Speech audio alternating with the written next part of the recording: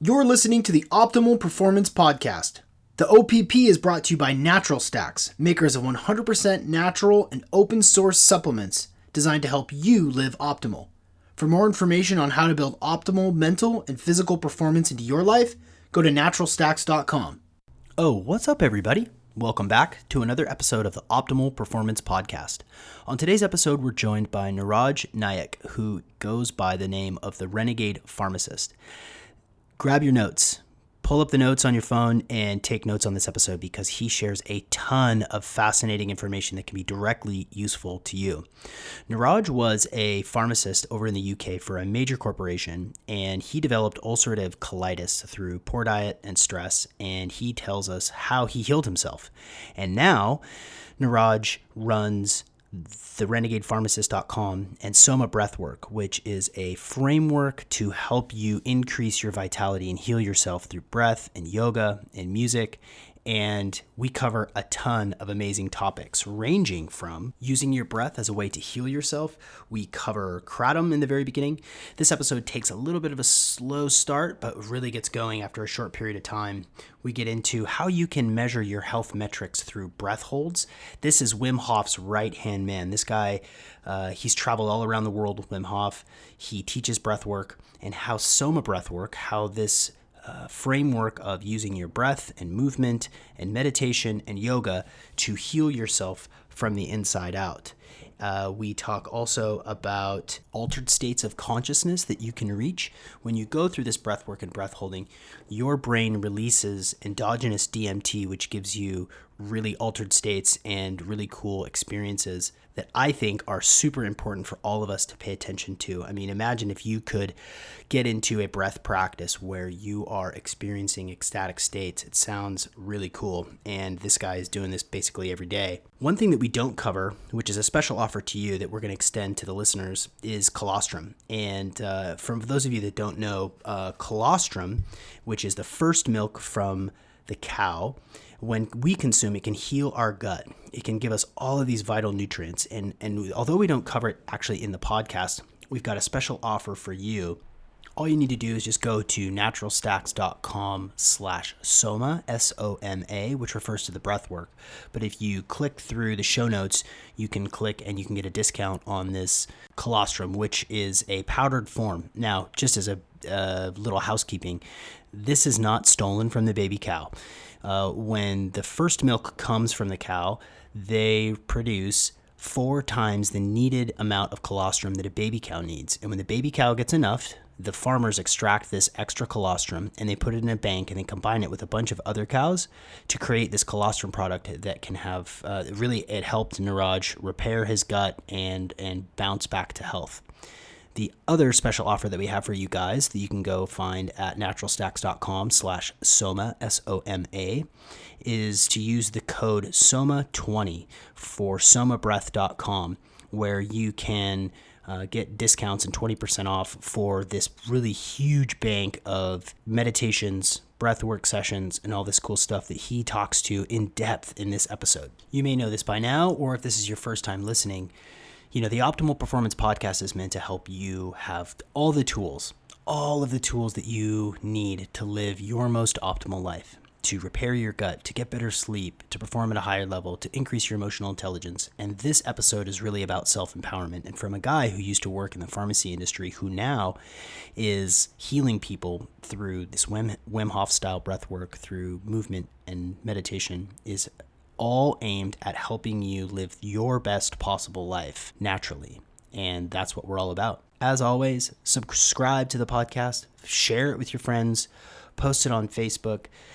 It is our goal, it is my goal, to bring you absolutely the best information, cutting edge biohacking techniques, health, wellness, brain optimization, all of that stuff so that you can be your best.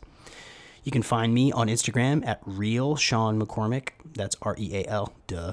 Sean, S-E-A-N, McCormick, M-C-C-O-R-M-I-C-K. I changed it recently. It used to be Coach Sean McCormick.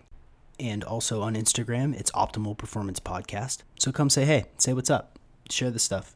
Also, I just wrapped up Carnivore Diet Month in January, and I have a blog post that's dedicated to my reflections on the process, the experience of doing carnivore for a full month. So head over to seanmccormick.com and click on the blog. I'm a life coach, performance coach, speaker, biohacker, and it's my honor to bring you the coolest stuff I possibly can week after week. Without further ado, ladies and gentlemen, Niraj Naik. You're listening to the Optimal Performance Podcast, and I'm your host, Sean McCormick. It's the OPP. I'm a performance coach, a wellness entrepreneur, a blogger, a speaker, a biohacker, and it's my privilege to bring to you the leading experts in the field of performance. So let's dig right in. And we're here with Niraj Naik, who is the Renegade Pharmacist. And before I announced his name, he and I both took a very big, deep belly breath. I could hear it on his end. Niraj, thank you so much for joining us today on the Optimal Performance Podcast. It's an absolute pleasure. So I'd like to start with the same first question for everybody, which is, what have you put into your body today? What a great question. So, I actually used to be very much into this kind of wake up, don't eat till kind of 12 o'clock, intermittent fasting, usual thing. And I've kind of switched it up a bit. One of the reasons is I find that everyone's a little bit different, a little bit individual and unique. And I feel like I need something, in the mornings, but after my exercise routine. So I would usually do like an hour of some form of exercise. Like I have like a routine which combines breath, yoga, and dance into a routine. And I always rehydrate before, because when you go to sleep, you are pretty dehydrated. So the first thing I do is like wake up and drink lots of water. Then I do this exercise routine, and then what I do now is I tend to eat, because I live in a tropical climate, I tend to eat like local fresh fruits with coconut yogurt. My favorite is this amazing coconut yogurt, which is like this fermented coconut milk turned into a yogurt, which is divine. It's like you have to try it to believe it. And I'm obsessed with cacao, maca, so I usually like add that into a yogurt with some like banana or jackfruit. Jackfruits are my favorite fruit in the world. It's just incredible. It's so healthy. It's full of so many good nutrients. But then I would like not eat. I wouldn't eat like a full meal till much later on in the day. So like my morning is, I really love to have like a smoothie with like cacao, maca, avocados. I call it the Renegade smoothie because it's full of like everything you possibly need in one drink, and that kind of fills you up for quite a long time. But I don't do this thing now where I starve myself all day, but I do like a weekly fast. So there might be some days where I don't really have anything to eat, because I'm like just having liquids and fasting for that day. And that's what my grandma used to do. Like her routine was all about following this Hindu kind of lunar cycle of fasting, where you it's like this 5-2 diet thing, or 2-5, whatever you call it. The Indians have been doing this for thousands of years, where they just have a day off a couple of times a week, maybe one day or 2 days a week. They don't eat anything, or they just have very light foods like fruits and nuts, seeds, those kinds of things. So that's what I've done today. Is I've had some amazing coconut yogurt with jackfruit, some cacao, some maca, and a little bit of my secret weapon for getting the stuff done, which is called kratom. You may have heard of kratom. Yeah, kratom. Yeah. I'm like really a big believer in this stuff. It's an amazing tool for productivity, getting into focus states, getting stuff done. It gives you, it's like a bit of a wake up of your whole body. Yeah, it's one of my things that I use now, rather than relying on things like coffee. Now, do you usually take your kratom after your yogurt mix, your Renegade bowl? Yeah, kratom, you need to have something in your body to make it work. It doesn't like, okay, so the way kratom works is it has a weird mechanism of action, because in low doses it's like doing a little bit of cocaine without any side effects, and doesn't, it's like caffeine or cocaine, more like cocaine I'd say, because it's got that more that euphoric like wake up feeling where you can just get anything done. But it doesn't have that the same addictive profile as cocaine. It doesn't like make you want to have another line straight away. Like when I was a lot younger, I used to dabble in a lot of synthetic chemicals. So I know all of what that's all about. But kratom doesn't seem to have that, and it lasts much longer. Nice. Sounds like a pretty good way to start your morning. Yeah, totally, man. Yeah. Nice. Yeah, I'm still doing well, technically this month. Are you familiar with the carnivore diet? Have you heard about that? Yeah. I have a friend here in Thailand who's all about it. He's obsessed with the carnivore diet. And yeah. And then I also have friends here who are obsessed with this fruitarian diet. And they both have very opposite views. I have a very different way of looking at diet, which is there is no diet. Diet, the first three letters of the word diet is die. So that's why I'm not so much into diets anymore. I'm more into just adapting and feeling into how what your desires are, and really understanding what your body wants rather than following some religious protocol. But there is definitely some truth to things like carnivore diet for some people, whereas for other people it may be the worst thing on the planet. That's why knowing yourself and what's good for you is paramount. Like, you've got to really not believe in any kind of dogmatic system if it isn't right for you, and you'll know very quickly. You'll feel the symptoms. And I see a lot of people pushing themselves to be vegan or fruitarian or carnivore or whatever, when they're really suffering, and they shouldn't maybe be doing it. So I've changed my whole attitude on a lot of things. I feel like no stress, do what you love, eat less, consume less, and focus on what you love to do. And really love what you eat. Like, that's actually more important than actually even the food you eat. Like, you've got to really, really enjoy your food, eat slowly, eat consciously, chew your food. A lot of the reasons why people get allergies and food allergies is because they're not chewing the food properly. And all this gluten stuff that's out there, a lot of the reasons people get gluten intolerances and go off and become gluten free or come off allergy, dairy and all this, it's because they're not chewing their food, or they're not allowing enough time to digest the food. And another thing that a lot of people make, classic mistake, is they go to a nutritionist, get some blood tests done because they may have some little allergy, and then the nutritionist tells them they have 250 different food allergies. Actually, let me let you into a secret, everyone has some food allergy. So almost everyone who goes for a blood test is going to have hundreds of allergies.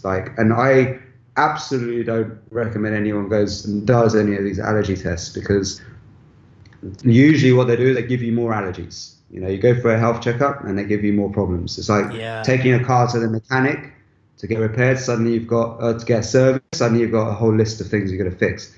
It's the same thing, man. It's like with your body, worst thing to do is go to so-called health experts for blood tests, and doctors for health checkups, routine health checkups. Routine health checkups is the biggest crime against humanity that has ever occurred, because this is how they make all their money, the drug companies, because there wasn't any diseases before. Now there's so many frigging diseases, lists and lists of them, because they all come from health checkups. You go for a routine health checkup, and then they measure your average readings. They measure your readings compared to the average. And let me let you into something. We are not linear creatures. We are completely illogical, irrational. There is no average. Your average cholesterol is not going to be the same for me, and your blood pressure is not going to be the same for me. We're all different, we're all unique, all individual. So what happens is if you go there for a health checkup, they might find that your cholesterol is slightly higher than average. So they'll try and bring you down and tell you that you need to stop doing this, stop doing that, da, da, da. But what's going on there is that they're actually giving you more fear. And just by telling somebody that they have an allergy or a sensitivity to something, you almost invoke it in them. It's like a form of black magic. It's what sorcerers and wizards used to do, and voodoo people used to do, by planting suggestions into people's minds. You almost create that problem in your body just by thinking it too much. One of the worst things you can do is go for a routine health checkup, and a doctor tells you have like some cancer cells, but you don't need to worry about it. Let me lay you into another secret. Almost all of us have some cancer cells. Okay, so if you go for any checkup to so-called experts, they're going to find something wrong with you.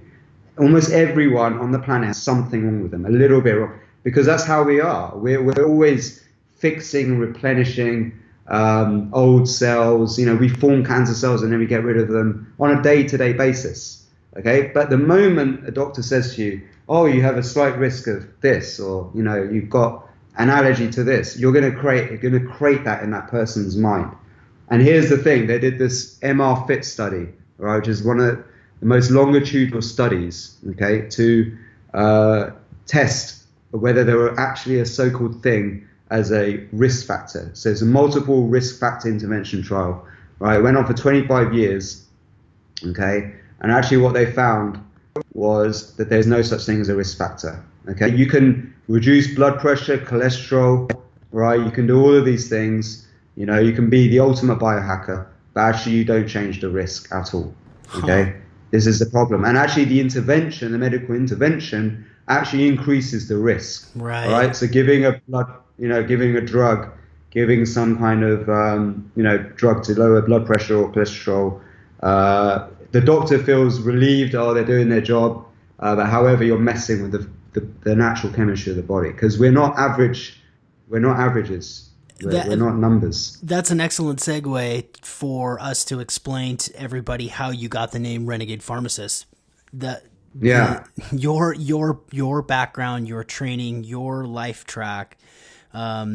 It's easy to find information on you and read about your story and read about the Coca-Cola infographic that just went totally bananas. But the basis of your transformation from standard medicine as a pharmacist to becoming sick and stressed and pain, to finding your own path to wellness. Can you give us that story so that we know that everything that you're talking about is coming from a place of experience and authority, because it's important.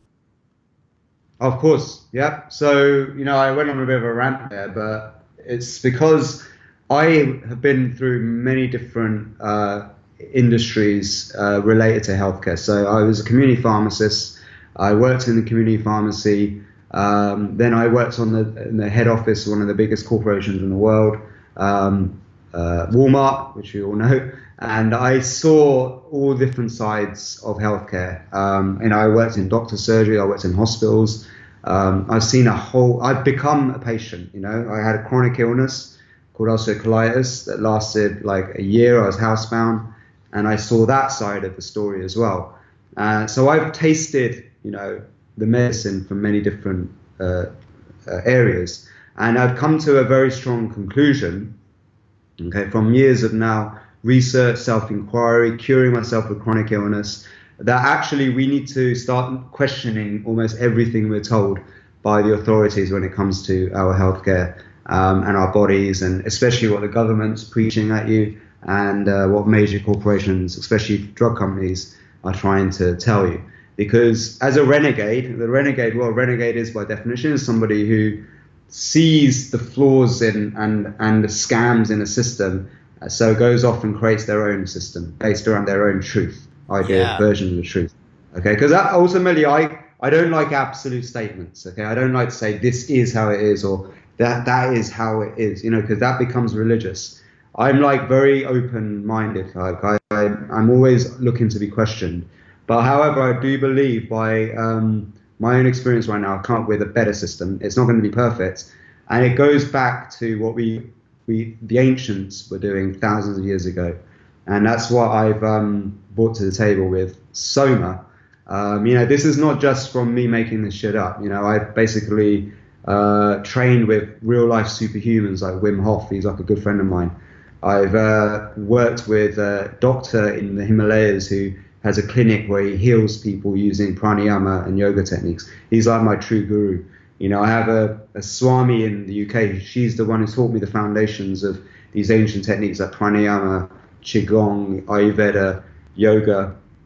And it's not the yoga industrial complex way of doing it. It's the actual truth version based on thousands of years of experience, which has kind of been hidden a little bit in the Himalayan region, because the way I practice yoga is very different to the way you often see it in the mainstream. So everything I do actually, from the people that I've met, is based on like actual experiential experience, because I had to heal myself from a chronic illness. And my Swami, she cured herself of cancer and heart disease. The doctor's healing patients in his clinic. Wim Hof, as you know, he's broken many world records and stuff. So, everything the conclusion I've come to is taking inspiration from all of these. And what I've done is put together a system that is based on, it's a very renegade system because it really questions everything else that's going on. But it's based on very fundamental principles, which I believe is the true way of getting healthy and fit and strong. And it's based on some pretty firm evidence and science. So I can definitely share more about that, and how simple it is actually, and how it goes against the convention. But the other thing was, by going through these industries, I also realized that there's a pretty big high-level scam going on, which you only have to look at it from the perspective of, say you were employed to be the CMO, the chief marketing officer of a massive drug company. What would you want?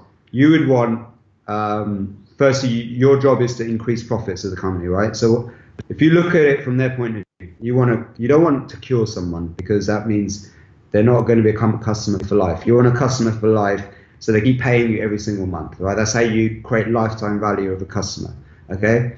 Then you want to hold all of the patents. You don't want any competition, so you want patents. So you need to make unique chemicals, right, that you own rights to manufacture, okay? That's how you make trillions of dollars, right, rather than like millions of dollars. So when you start thinking like that, you realize now how these pharmaceutical companies have become so big, but they've messed up society because they've made us addicted to drugs, dependent on drugs. They cause side effects beyond belief. Those side effects means you need more medications to treat those side effects. And they've made insane profits because customers are now there for life, and they're never getting cured of their problems. They're just having the disease maintained. So what then happens is, then when you become super powerful as a company like that, you can lobby the government. So you can change laws. You can make the laws in your favor. You can basically ban anything herbal, anything alternative. You can suppress, supplements to the point where the vitamins and things are at such low levels that they don't have any therapeutic use anymore, which has been happening in Europe, in places in Europe like Germany. So there's many things you can see. It's very obvious if you put yourself in their shoes that's going on in the world today. And I would say that the pharmaceutical companies are the biggest corporations in the world. They are the biggest lobbyists. They are probably the most powerful people on the planet, but the people who fund those companies are also funding agricultural companies. They're behind like massive corporations, that deal with pesticides and all this. So there's a whole web of stuff that keeps us customers for life.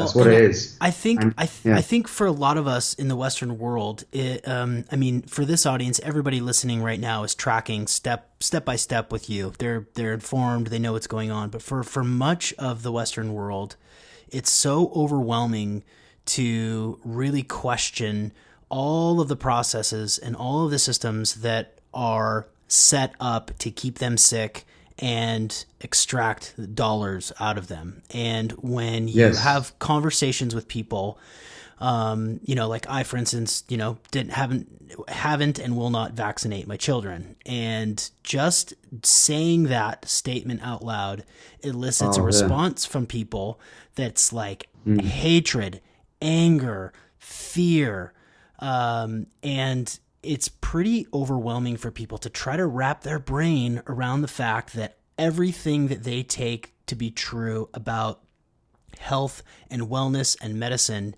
is all wrong. I mean, it is set up and counting on us getting fat and sick and relying on a diagnosis and then a prescription and over and over and over again. And and of course, what you do is about personal empowerment. It's about ancient, and alternative is sort of a loaded term because it's not alternative. There's nothing alternative about Aryuveda. No. There's nothing alternative. It's the original medicine, right? And so when people begin to open up a little bit, open their hearts and open up their crown chakras to accept the fact that they don't know all the answers, and we all have our own personal abilities to help heal ourselves. It's both freaky and also empowering.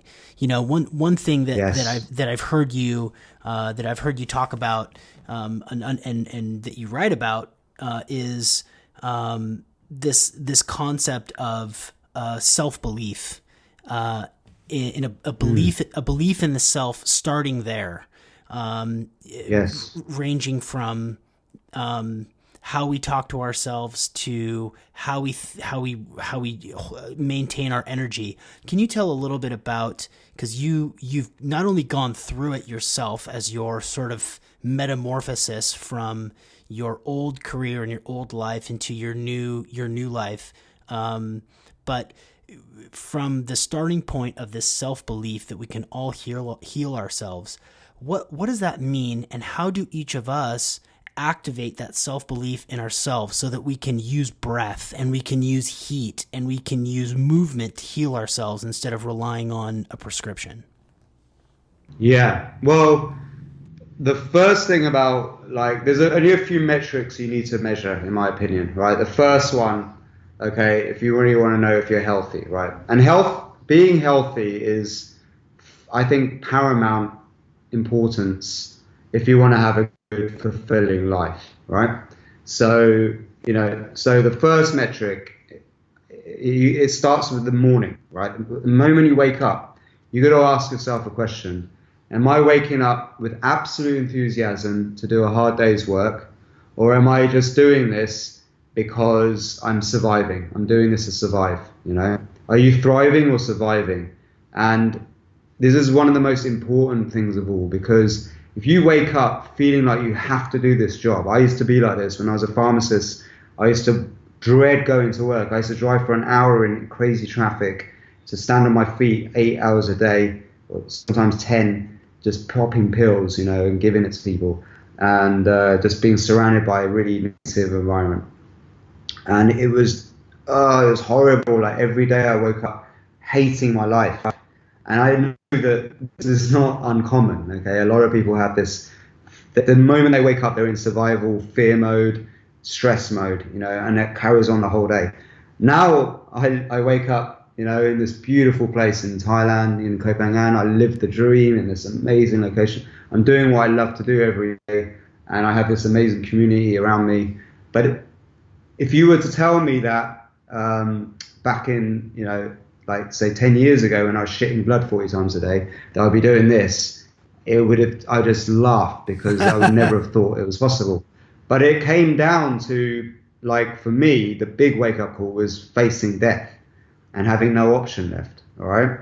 And my point is now, like, look, if you can just answer that question in the morning with absolute honesty, and if the answer is no, then, and if you have the brave, and everyone's going to be different, but if you have the courage to go and find what it is that you love to do and go after that, not worry about needing loads of money and things like that and blah, blah, blah, not worrying about whether you can pay the bills, actually, just going for obviously having some strategy, not being completely dumb and stupid, but doing something every day towards what you really want to do, what you really want to build, whatever your passion is, and trying to find that passion, because that will save your life. Otherwise, you're going to die a miserable, slow, painful death of that a lot of people are facing in this world, because they've been robotized into a system that doesn't serve them, and they're just a robot serving, the rich aristocratic oligarchy families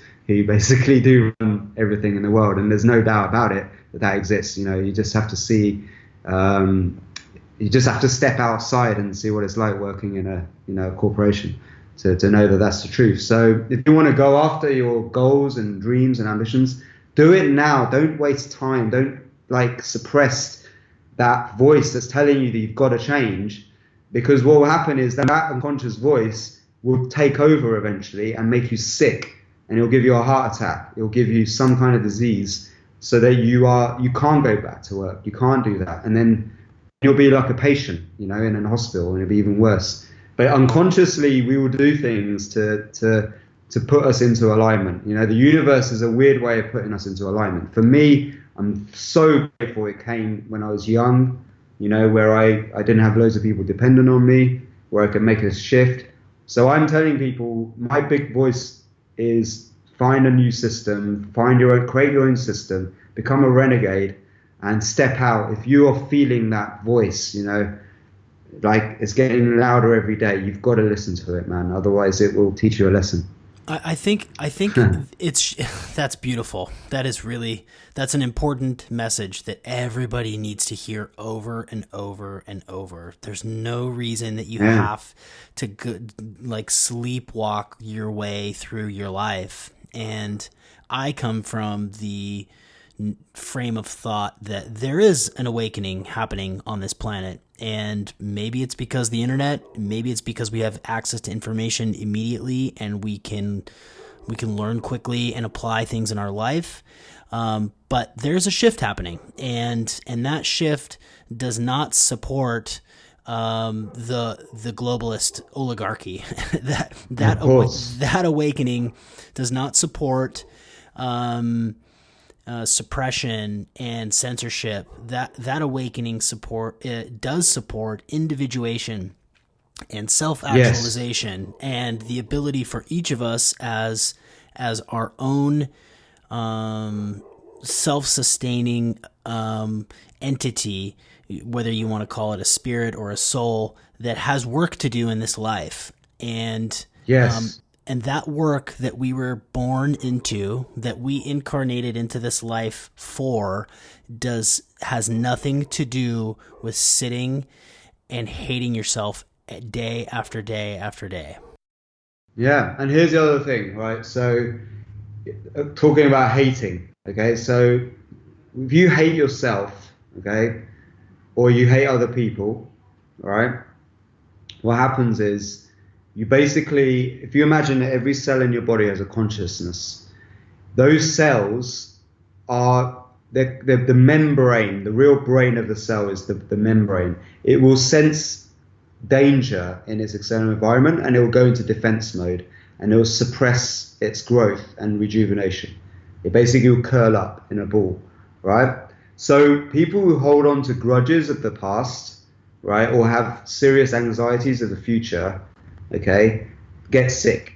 Okay, so one of the most key things, if you're waking up every morning with a grudge, if you're not wanting to be compassionate to people, if you have, you're angry, if you're, sad or feeling guilty about something, you've got to do something about that as well, because that voice also, this is the problem with humans, is that we have a lot of psychosomatic problems. So a lot of these emotions, the negative emotions, get stored in the body. Like animals shake it off, right? They do things that get rid of that stress out of them instantly. Humans hold on to it, and it gets stored in our muscles, into our cells, memories, and we end up. That's how we get sick. This is what causes chronic disease. It's psychological, and it's trying to steer you towards a different alignment in your life. But most people suppress it. They dumb it down. Even the feelings of guilt and anger and things, they dumb it down with alcohol. They suppress it with weed, or things like that. I mean, weed has a positive use, but some people use it to dumb themselves down, to suppress themselves so that they don't have to keep listening to their voice. So same thing with alcohol. Is the fastest way to forget all your problems, right? That's why there's so many alcoholics in the world. And we need to wake up, man up. We have to face our fears. We need to embrace the past and have love for it. That means having self-love for yourself. And that makes a huge shift in the consciousness of every cell. Because your cells are just an organized community trying to make you into a healthy, living being, right? And you have to understand we're a community. Okay, and here's another great thing I like to say is the first letter of the word ill is I, right? The first two letters of the word well is we. Wellness is we. So it's we-ness, actually. And Nice. The more you think as you're a collective community of different cells, like you have a gut microbiome, you're actually more bacteria than you are human. These are all things that have been shown, like in studies, that we actually have trillions of bacterial cells that work symbiotically with human cells. So we are actually a thriving community of all these different cells working in harmony. But the same thing is community. Our wider community is also like an organized system of cells all working together to make this world a better place, right? However, if you're a very I person, it's all about me. I'm greedy, so I'm going to just consume everything and screw over everyone.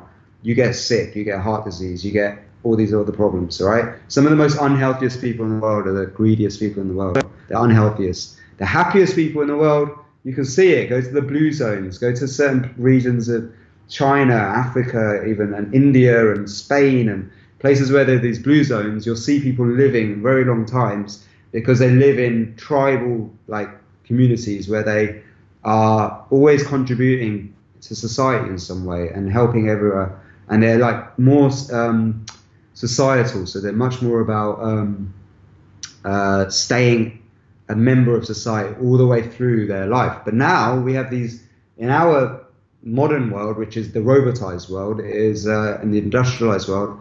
We have everyone in nuclear families. Like they don't even talk to the people in their house that they're living with, and they just watch TV all day, eat pizzas, and just watch the box all day long, and they don't even know who their neighbors are. I was one of those people, man. I became very nuclear. I had no friends, that I was close to anymore. I hated my job. I didn't communicate with anyone at work. I hated my parents, my family, falling out with everyone. I'd come home and I'd sulk, I'd be on the computer, doing all kinds of stupid shit. And that was my existence. There's no wonder that I got sick eventually, So you have to do something about that. The moment that voice starts to creep up, boom, you got to change, man. And there are certain, like SOMA's all about what I've created. It's all about actually fixing that with natural techniques. Yeah. Start by going to a music festival. Go see some music and wiggle and bounce and make eye contact with somebody and dance with them. Like that alone can be more beneficial than your antidepressant or anything like that. Like you got to move. You got to change. You got to change your approach. Well, let's get into SOMA a little bit because I know, and I think a lot of the listeners will know, this sort of traditional reference to SOMA, as the supplement to ecstatic states, initiatory rites of passage and mystery schools, and whether it was, the Amanita Muscaria or the the acacia bush or Kush or whatever, I think a lot of us are going to know the sort of Greek reference to Soma. Yeah. Tell us what Soma is, what your Soma is, and Yes. how it ties in. Yeah, totally. So thousands of years ago, according to the legend in the Rig Veda, which is the world's most ancient manuscript, religious manuscript, in there are 50,000 references to Soma, which is a psychedelic plant ritual.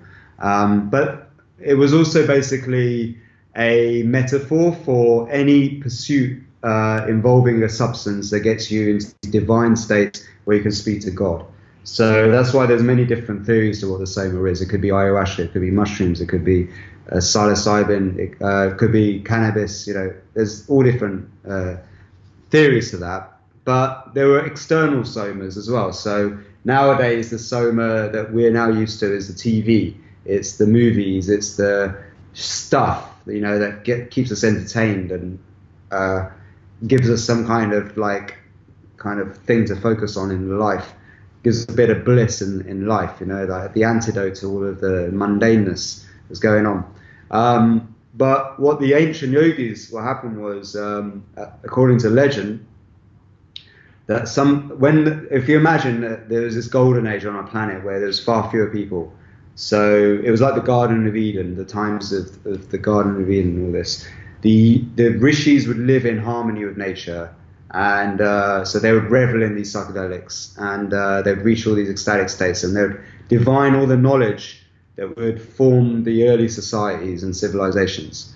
And then what happens is then people start spreading out and going to different parts of the world to explore and create new civilizations. But the soma starts to run out because it's only grown in certain regions of the planet. So what happens is, because they're so hooked on the soma, they freak out. And they're like, oh my God, what are we going to do? So God Indra, who is the most addictive of all, he tells them all to go inward to discover how to create the soma within. Okay?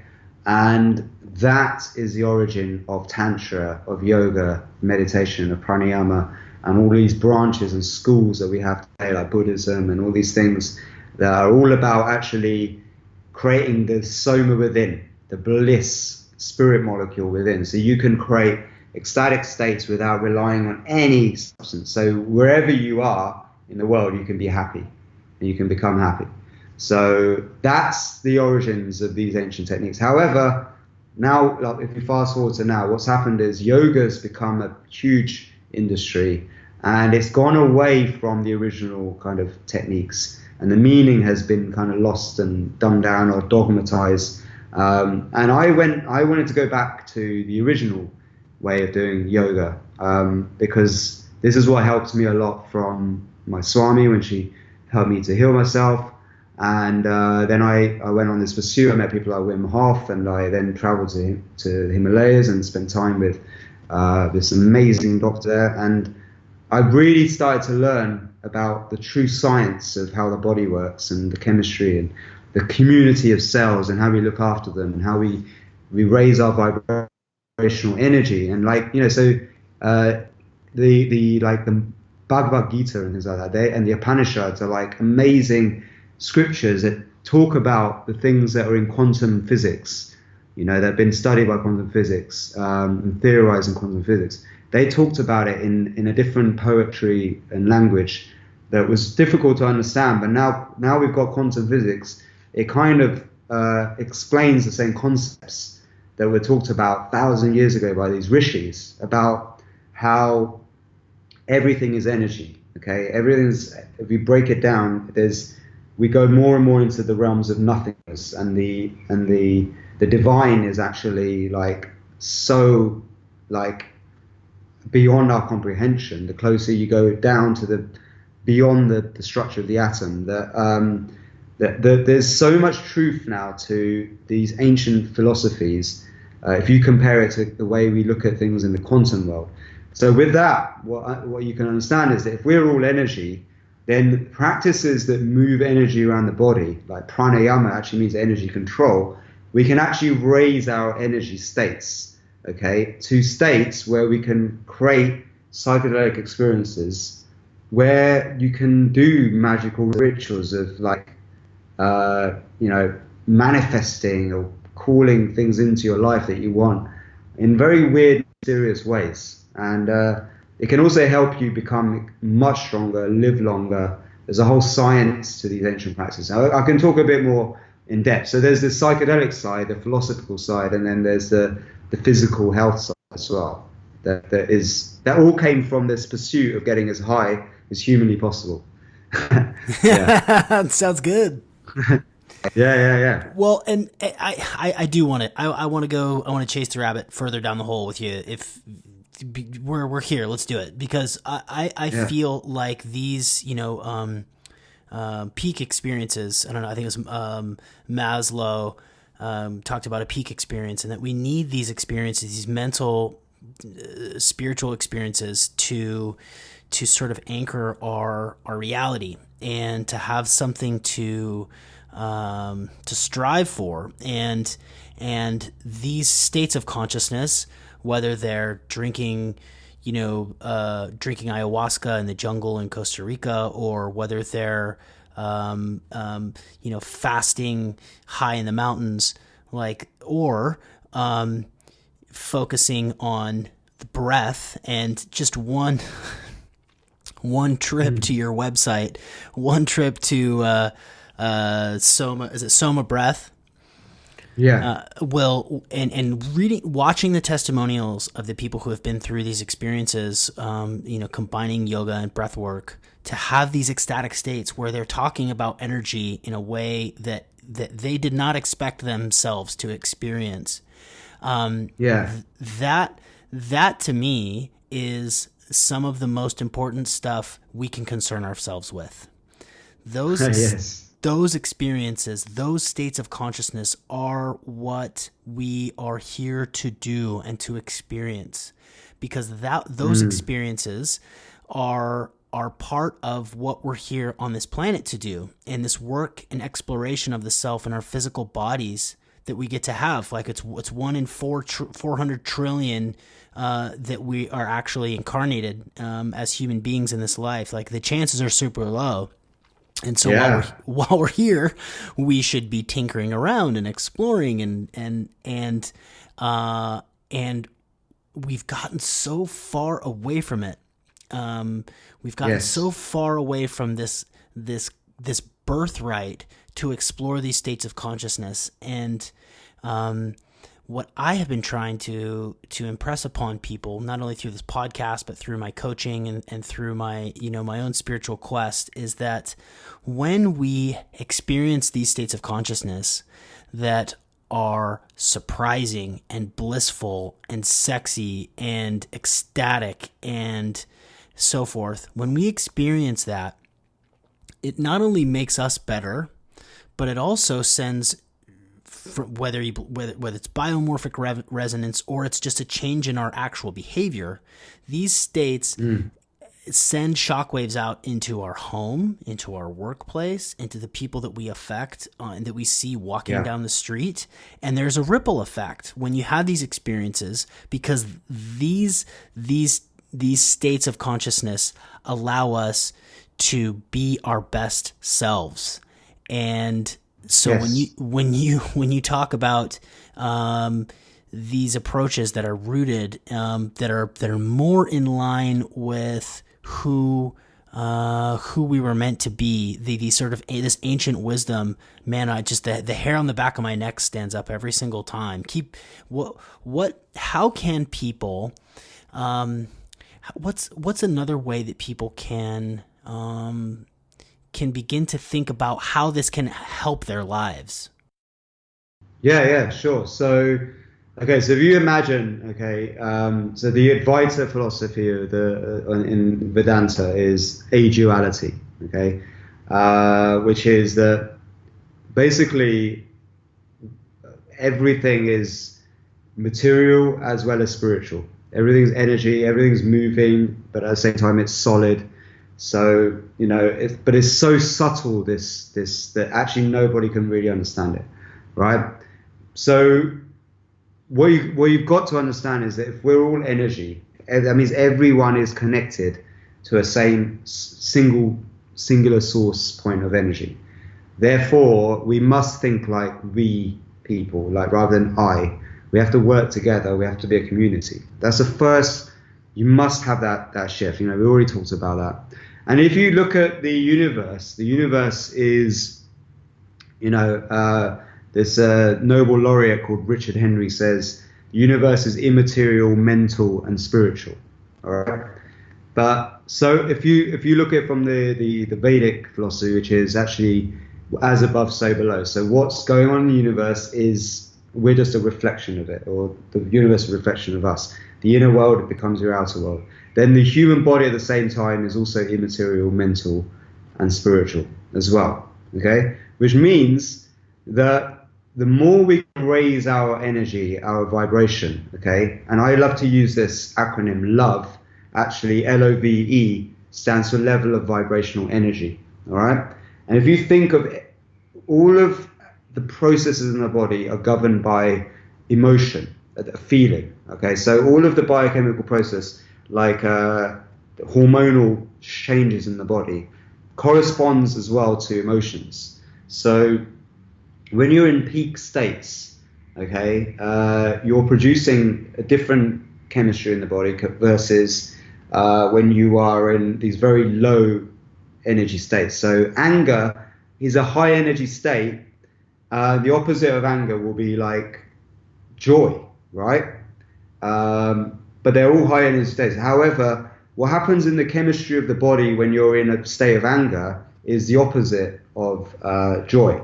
And anger, what happens is you produce adrenaline, but you also produce cortisol, and you cause a contraction in the body because your body is getting ready to fight and stab someone or kill someone.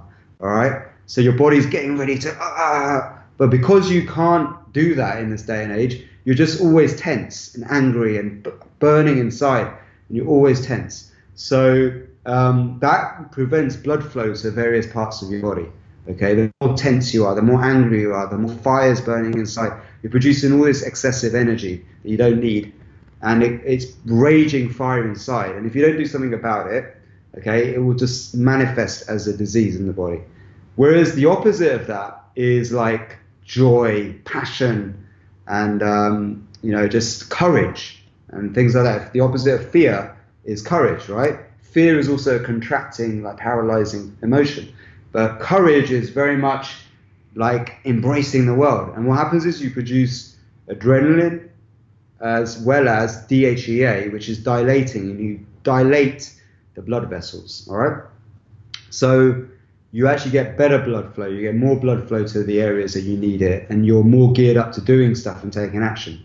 So you want to go for expansion rather than contraction, okay, as much as possible in your life.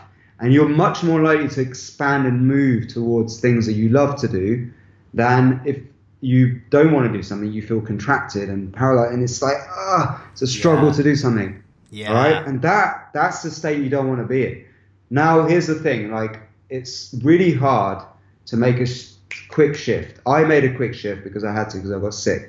And some people I know who are very brave, they just quit their jobs, don't go to work, and then they just go and find something they want to do, but not everyone's like that. So one of the things, the secrets, okay, of yoga is that the breath is the fastest way to change state instantly, all right, where you can go from this state of anger into more positive states just by changing the rhythm of your breathing, okay? These amazing scientists called HeartMath, they did a lot of studies on coherence, and they showed that rhythm is what governs everything in life. Okay, we have several rhythms in the body. The circadian rhythm, we have the infradian, ultradian rhythm, even the things like the menstrual cycle. They're all rhythms. Okay, the sleep-wake cycle. They're all rhythms. So everything in the body is rhythmical. However, when you go off balance, you go out of rhythm, you get disease.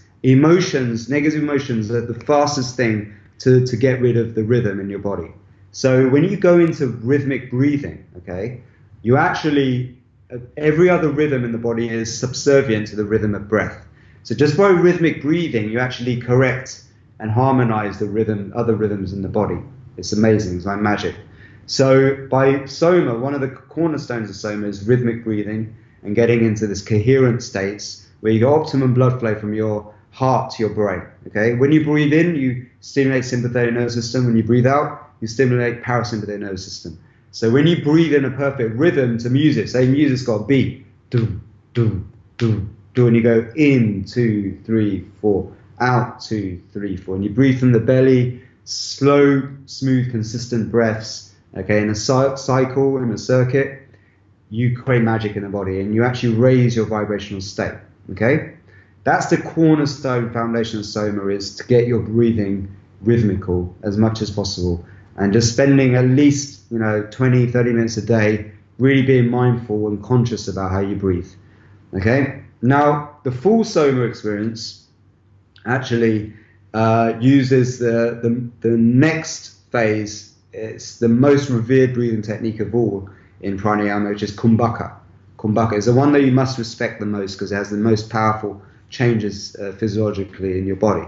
And kumbhaka basically means breath retention, holding your breath. Okay, and there's two ways to do it. You either hold your breath with no air in the lungs, or you hold your breath with air in the lungs. Now, when you hold your breath with no air in the lungs, okay, so you do a period of rhythmic breathing where you're actually getting more oxygen into the bloodstream and getting rid of carbon dioxide, and then so you're kind of hyperoxygenating to a certain extent.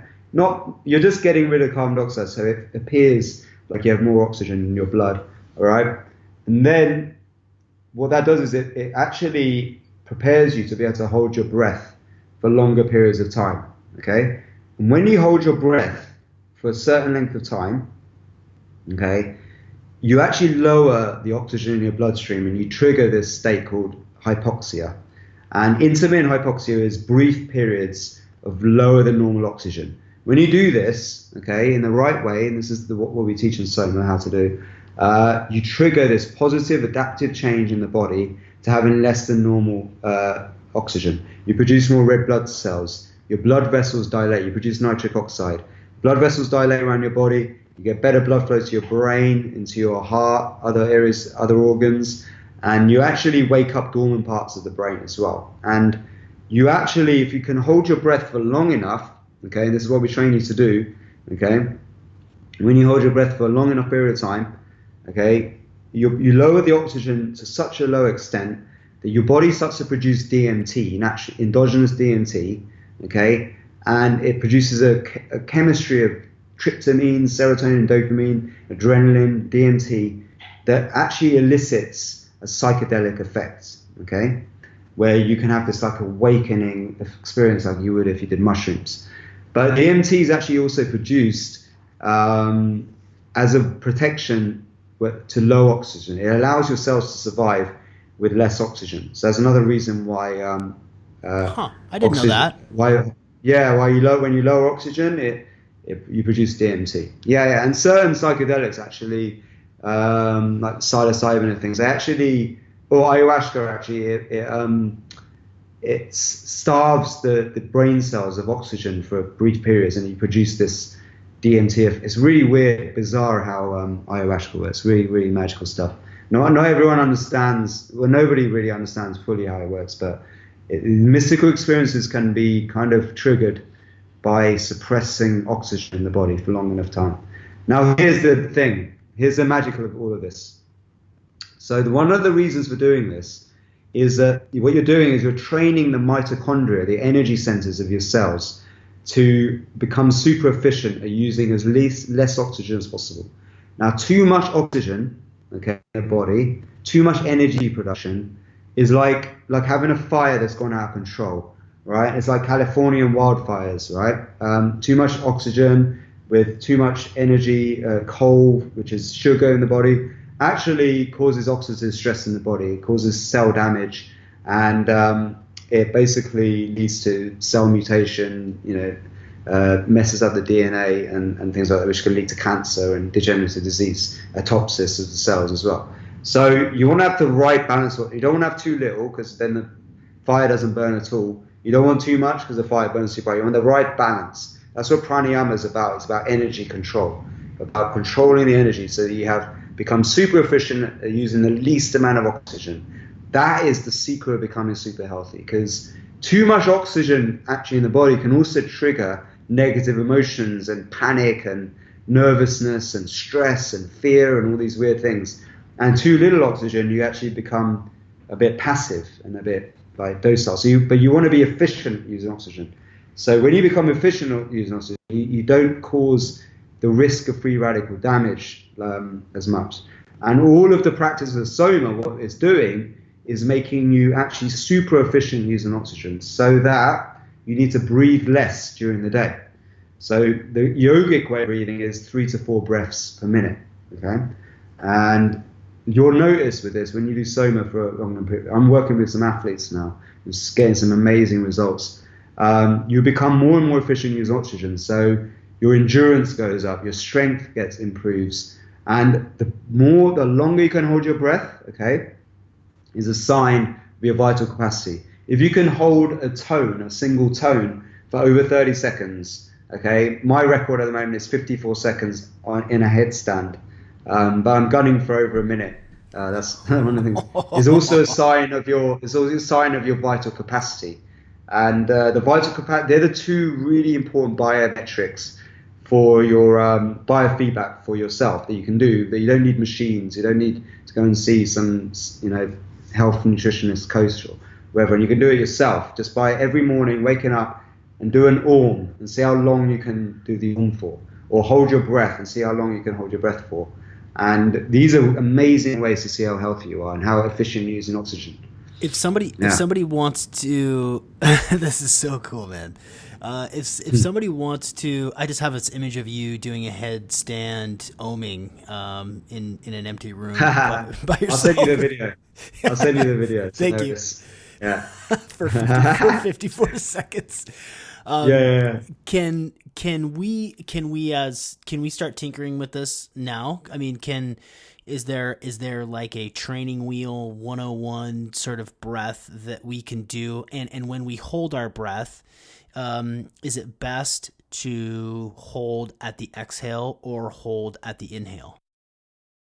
Okay, hold off with no air in the lungs. That's what you should do. So you take a breath in and breathe out, and then see how long you can hold your breath for at that point. Or you just go, take a full breath in, full belly and into your chest, and then go, oh, and try and make that single tone and see how long you can hold that tone for. And that's a sign of, and you'll feel great after doing it, but it's also a sign of how healthy you are. And you eventually, as you do SOMA and you do the yoga in the right way, because the way we do the yoga is you hold each pose to exhaustion point. So everything in Hinduism was all metaphorical. So Shiva is represented by Mount Kailash. Mount Kailash is the world's strongest mount. It's like this rock, the solid rock. It's like the definition of stillness, right? Silence, peace, and stillness. So when you do a yoga pose, you're meant to hold each pose to, like, with your breath still, you're not breathing, and you're holding it like a meditation for as long as you possibly can. So you're going to go in there with a mindset that you are going to hold this pose forever, all right? And then what happens is you then create hypoxia in the muscles. You lower the oxygen. The muscles are forced to use up the nutrient supply that they've got, because when you do aerobic exercise, when you're moving the arms up and down, you're always getting blood flow to that. So the muscle is it's like riding a bike with stabilizers, right? Because you're always getting blood flow. But as soon as you cut off the blood flow by going into a static contraction, okay, you basically are training that muscle to use just its nutrient supply. And that also triggers, when you get to low enough oxygen levels, the migration of stem cells from low hypoxic areas to those areas. It stimulates growth of new cells. Yeah. It lowers inflammation and things like that. So by holding your breath for long enough periods of time, creating a long enough time of hypoxia, you actually wake up stem cells from the body naturally. You don't need to do this crazy. I saw this article, David Asprey injecting stem cells into his brain and all that. So dangerous, man. You don't know what you're doing there. Any kind of human intervention like that is so dangerous, man. You have no idea the consequences. But we can make our own stem cells naturally with breathing techniques, which I just explained now, through the principles of hypoxia. And this is what the ancient rishis have known for thousands of years, and they've been doing this. And if you go to India, you go to the Himalayas, okay, you'll see the yogis live in very high altitude environments because the oxygen levels are very low. Because oxygen is poison to the body, not carbon dioxide. Oxygen is. Too much oxygen causes oxidative stress. It causes a rusting effect in the body. Harvard have done studies on this. A lot of the problems of degenerate disease is too much oxygen in the blood, too much over breathing, right, and all that. So that's like shallow breathing, yeah, doing lots of quick, short panting. Hyperventilating, all that stuff. Yeah. You should never do that at rest. You only hyperventilate like that when you're exercising and doing a lot of workout. But anyway, so another example, the Nepalese Gurkha army, the strongest army in the world. The British and the American soldiers bring them in to win their battles, right? They live at high altitude, train at high altitude. They're super strong. They don't take, like stacks of protein powders and supplements and things like that. They just are trained to be efficient using oxygen. And that's paramount, if you want to become fit and healthy. And this is what SOMA is all about, actually getting into these hypoxic states safely, migrating stem cells, and holding your breath long enough to produce DMT-like experiences as well. So that's why SOMA, I believe, is such a powerful technique. Because SOMA is also, it means body, right? In Greek, it's one body, one mind, one community, one consciousness. And it's a beautiful meaning. It has many different meanings, but they all relate to this idea that as above, so below, that we're all a community of cells all working together. And that, do unto others as you expect to be done to yourself. The golden rule is fundamental, So... And the power of this work, whether it's done in, a Sunday online meetup or in a yogashala in Thailand, the power of this practice is strengthened with a group, right? Oh, yeah. So this is another thing studies HeartMath did, collective coherence. When you breathe in a rhythm, okay, together as a group, you actually create this constructive interference. So if you imagine, if you know a little bit about physics, when two waveforms collide and they create positive interference, you make a bigger waveform. The same thing happens when you breathe in a rhythm. You create this collective coherence where all the waveforms, because we produce electromagnetic waves, they combine to create a bigger frequency of energy, like amplitude of energy.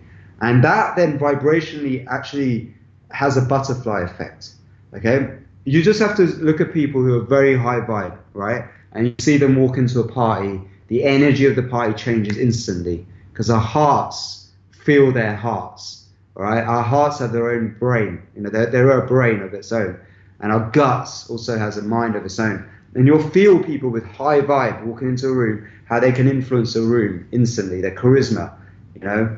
So if you raise your vibration and you do things that you love and you're a passionate person, you will have a knock-on effect around you. So if you go into work with a positive, optimistic, high vibe mindset versus that negative, cold, like I only care about me and I hate everyone, I hate the world and I blame everyone kind of, you'll see what happens that day. You see how your life, your day changes. Like I had these huge wake-up calls because I had this shit job. I hated it. But then when I started to get into all of this stuff, when I was going to work with that big bouncing energy, everyone changed around me, man, instantly. And they became like not loving people around me. Like we used to have a laugh, So this is why these practices are SOMA, or any kind of practice that raises your vibration naturally without external stimuluses, without any narcotics and prescription meds, are so important right now because we're living in a world where everyone's vibing so low, man. Like compared to what they can be. So, yeah. What do the skeptics come at you with? What's the strongest, for a steelman argument? Like what is what does a naysayer, what do they say to you? Where do they try to call bullshit on all this?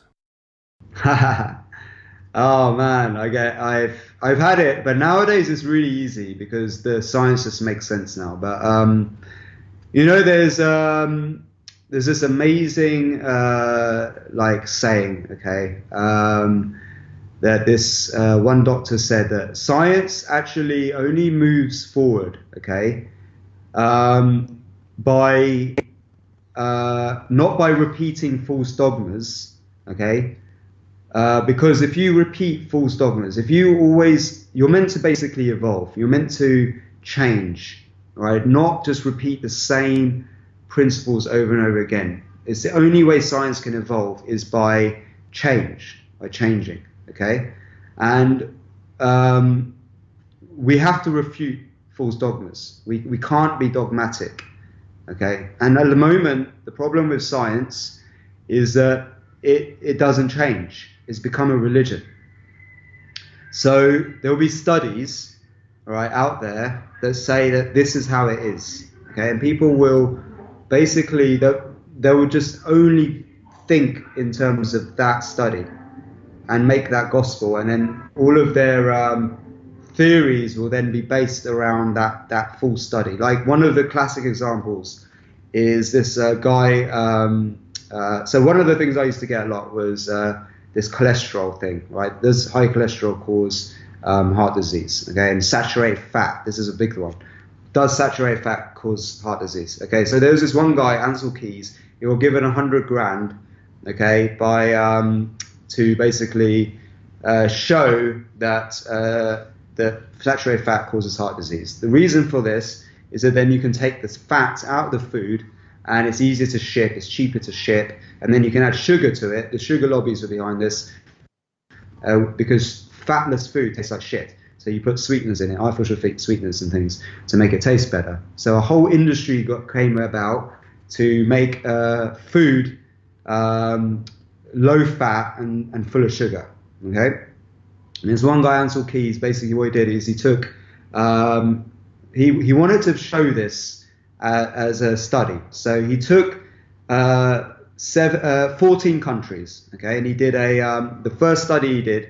He found there was no correlation to saturated fat and heart disease, okay, and then he was like, no, we got to this is wrong. So he cherry picked the data and he took 7 countries, right, and he took those randomly. Well, it wasn't randomly. He basically picked the countries that showed a positive correlation to having basically saturated fat causing heart disease. All right, and the entire business of lowering cholesterol in the body is based around this, because they say then what's the mechanism? So saturated fat causes more cholesterol in the body, high cholesterol causes heart disease, blah blah blah, and so you make cholesterol lowering drugs, and it actually is one of the biggest crimes to humanity.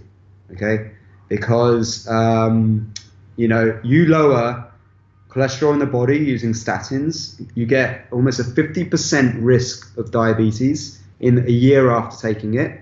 You get muscle pain, you get degenerative brain disease because 60% of your brain is fat, okay? Now, I had a massive challenge to try and tell the doctors what the government was saying was wrong. Huge challenge. In my workplace, where I was working as a pharmacist, I was really challenging the system.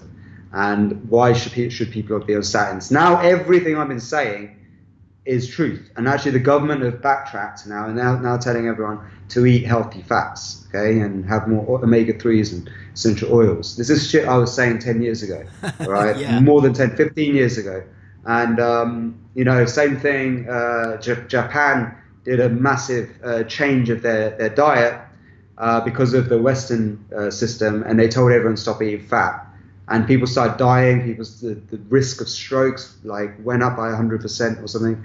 So they changed very quickly. But we didn't hear about that. We didn't hear about Japan's government telling everyone to stop not eating fat. And now Japanese people, they outlive most Americans, many times over, except for the ones who commit suicide. And the Japanese actually, they smoke the most, and they eat they exercise the least, I think, but they smoke the most, and they have the lowest risk of heart disease and cancer. So, this is another dogma. It's like smoking causes cancer. Okay, but where is the firm evidence of that, really? No, the Japanese are a weird anomaly. The French, a huge population, they smoke shitloads. Spanish, they smoke a lot, but they don't get the same rates of cancer as people in America and in England and stuff like that. Why is that? There's something more to it. So we can't keep, being dogmatic. To move science forward, we must refute false dogmas, So, basically I had a lot of challenge, and a lot of what you do is you just have to talk about, put people in the shoes of drug companies, of the CEO. Put yourself in as the job of, you just tell somebody, like, put yourself in the position of a CMO of a big drug company, and then you start really seeing how you would orchestrate the world, and you'll see how this world is orchestrated around making shitloads of money, customers for life, and it's really hard for people to believe this to be true, because nobody wants to believe that we live in this crazy, fucked up world where this is going on. However, what I believe is that there are a minority of people that are like this, okay, that are like they're very eye focused and want to turn humans into cattle, right? I think majority of people in the universe actually wants the opposite.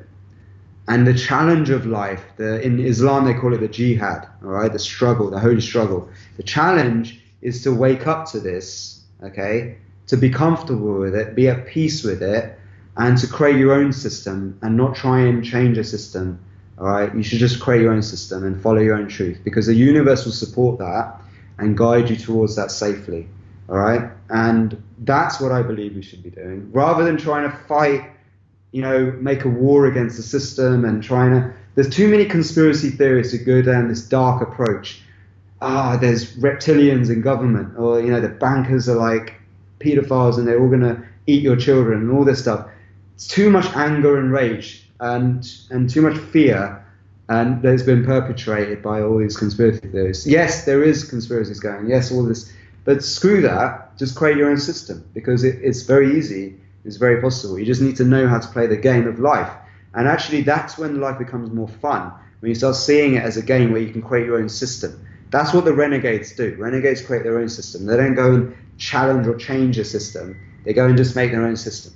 Yeah. That's what being a renegade is. And that's what I'm about. That's beautiful. That is beautiful. Yeah, when we can look inward, when we can look to ourselves and our own agency to make changes in the way that we eat, in the way that we treat each other, when we can make the decision to get more sleep and to move a bit more, to supplement our diets with the right nutrients, to keep a journal, this is the revolution.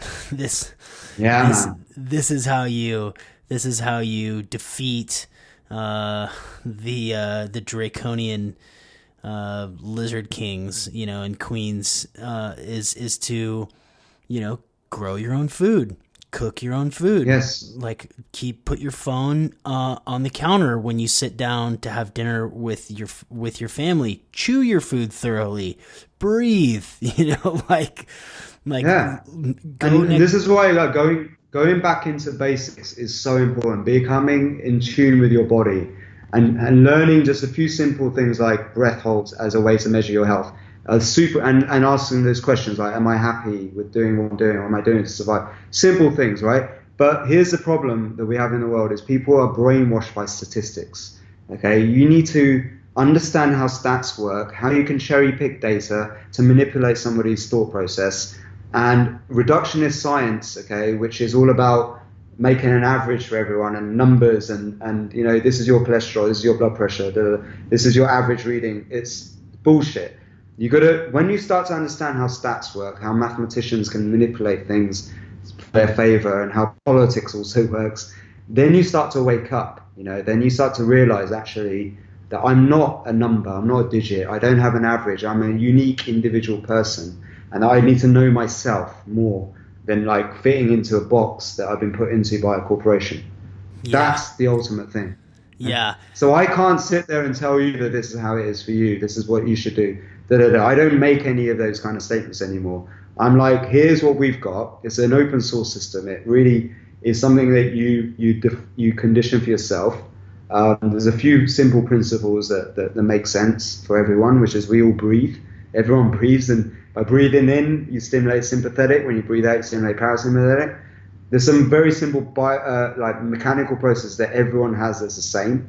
So, but through that, you can change it to suit you. The diet and the fuel, nutrition that you should take is not one size fits all. It's based on the Aryuvedic principle that actually we have different energy components in the body, and that we need to eat energy types. Okay, and intermittent fasting is great for one person, but not always good for the other person. So, SOMA's about knowing yourself, really getting to know who you are, and not put yourself into a box, not try and be somebody you're not.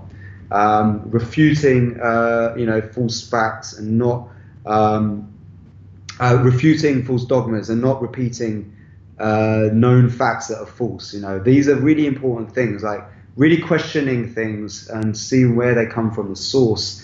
There's so many studies on herbs and nutrition and supplements, but if you look at them deeper, a lot of those studies come from companies that are making those because their agenda is to sell those things. So, that's why I like to look at thousands of years of history rather than a little bit of like contrived science based on trying to sell you pills.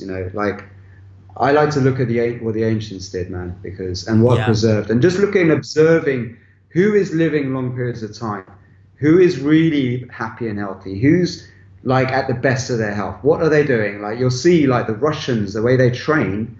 They're some of the most powerful athletes in the world. They do an opposite way of training to the British and the Americans. And you got to read this amazing book. What was his name? If it comes to me, Bob something. Anyway, he wrote a book, How to Become Healthy, Happy, and Strong. And it's amazing. He talks all about everything I'm talking about now. He talked about this way to train. If you're into biohacking, I really recommend this book, How to Be Healthy, Happy, and Strong. I was going to look it up. We'll look that up. Bob Hoffman. Okay, that rings a bell. Yeah. Functional isometric training. And you'll see he was a renegade, and what happened was he observed how are people training in America versus Russia, and he went and spent time with the Russians, and he saw that they were doing totally the opposite. All of the things I'm talking about, hypoxia, holding your muscles in contraction, training and the contraction. It's all of the secrets of these amazing Russian powerlifters. What do the Russian powerlifters do? They spend time with their trainers, trying to spend time in the Himalayas with superhuman yogis. So you just do some research. Don't just take everything at face value. Actually go and observe people who are healthy, happy, strong, who are doing it, living and breathing it. What are they doing? Model their success. This is what I did to cure myself of colitis. I just looked at people who cured themselves of colitis using natural means, and I just copied them. And that's why I'm here, being able to tell the tale. If I just listened to my doctor, who said there's no cure for colitis because the studies don't show it that there's a cure. There's no relationship between stress and emotion to your disease. Keep taking the pills because that's the only thing that's been shown scientifically to show that they work. So I totally refuted all of that false dogma. I didn't repeat their false, known facts. Okay, I just observed what was going on in nature, and boom, it worked. All right. So don't believe in all the science you read. Most of it's bullshit. Yeah. Seriously. Yeah. Just follow the money. Follow the money. Yeah. Well, and coming from a person with your experience, climbing the ranks and being a pharmacist and working and having all that stress, like coming from you, that means a ton. Before I ask the last question that I like to ask all of our guests, where can everybody find you? What's your preferred way of people to connect with you and what you do? Yeah, so my favorite websites now is for where I have all my information is the renegadepharmacist.com, which is all of this knowledge I've gathered over the years, all in one place. And it's a super powerful website. It's got a lot of great resources on there, a lot of controversial knowledge as well, which goes against the grains of the convention, and but has all the evidence to back up what I'm talking about. And then there's the SOMABreath.com site, which is the home for SOMA, which is evolving very fast. With rolling out SOMA yoga. We have start with the breath, then yoga, movement, dance. So you can learn about our retreats, our instructor training. We've got over 100 instructors around the world now. We're growing that quickly. It's like a really popular place now to learn about breath work. So that's beautiful. Really recommend those sites. Everybody's ready for it. That's why it's taking off, is because people are ready. Yeah. People want the truth, man. Yeah, give me the goods. Give me the stuff that works, not the pills, not the injections. Just give me the good stuff. Totally. Yeah, that's wonderful. Okay, so to take this episode home, if you would finish this sentence for me. Everyone would benefit from knowing themselves. Wow, well done. That might be my favorite so far. Oh, beautiful. Niraj, thank you so much for joining us on the Optimal Performance Podcast. Epic. It's been a great show, man. Thank you very much.